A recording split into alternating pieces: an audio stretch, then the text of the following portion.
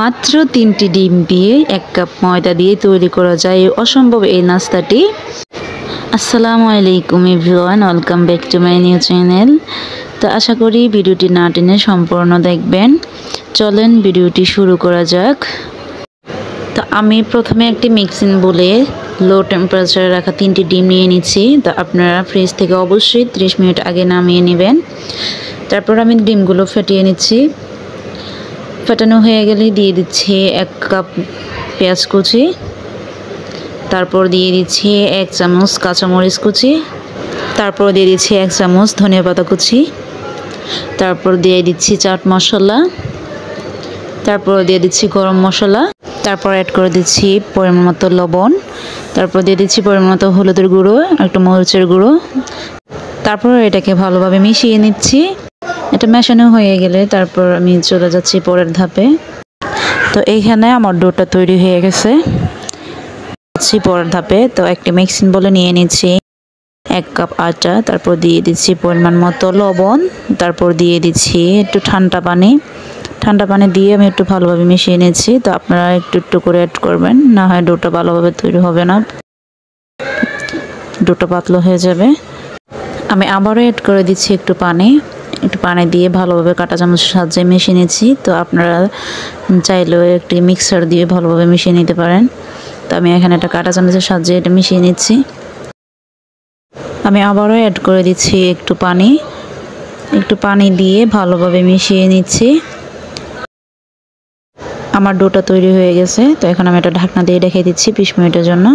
তারপর পুরো চলে যাচ্ছি চুলায় একটা প্যান বসিয়ে দিচ্ছি। তারপর দিয়ে দিচ্ছি একটু পরিমাণ মতো তেলটা ভালোভাবে গরম করে নিয়ে দিয়ে দিচ্ছি তৈরি করে রাখা ডিমের মিশ্রণটি। ডিমটা একটু ভালোভাবে নেড়ে চেড়ে চারদিকে ছড়িয়ে দিবেন। তো এটা একদিকে সাবধানে রাখবেন যেন ডিমটা ভেঙে না যায়। তারপর আমি ডিমটা চারদিক দিয়ে ছড়িয়ে দিচ্ছি। এই পর্যায়ে আপনারা চুলার হিটটা একটু মিডিয়ামে রাখবেন যেন নিচ দিক দিয়ে পুড়ে না যায়। আমার নিচটা হয়ে যাচ্ছে, এখন আমি উল্টিয়ে নিচ্ছি।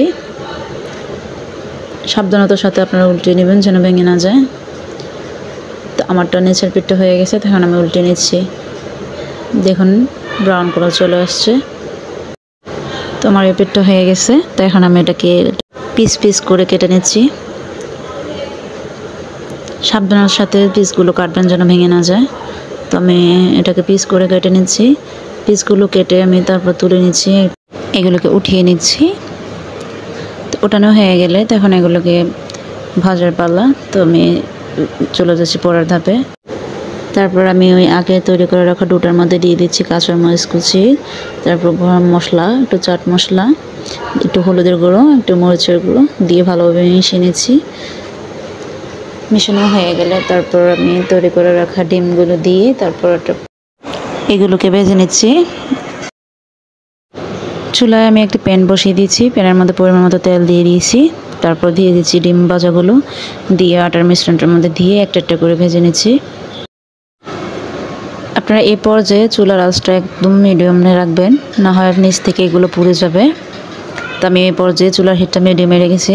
তা একটা করে দিয়ে ভালো করে ভেজে নিচ্ছি। তো এগুলোকে আমি একটা কাঁটা চামচের সাহায্যে উল্টে পাল্টে দিচ্ছি যাতে একটার সাথে আরেকটা লেগে না যায়। যখন দেখবেন নিচ থেকে একটা ব্রাউন কালার চলে আসছে তখনই উল্টিয়ে দিবেন। টমেটো ব্রাউন কালার চলে আসছে, তো আমি উল্টিয়ে দিচ্ছি। এই পর্যায়ে আমি একটা করে উঠিয়ে নিচ্ছি।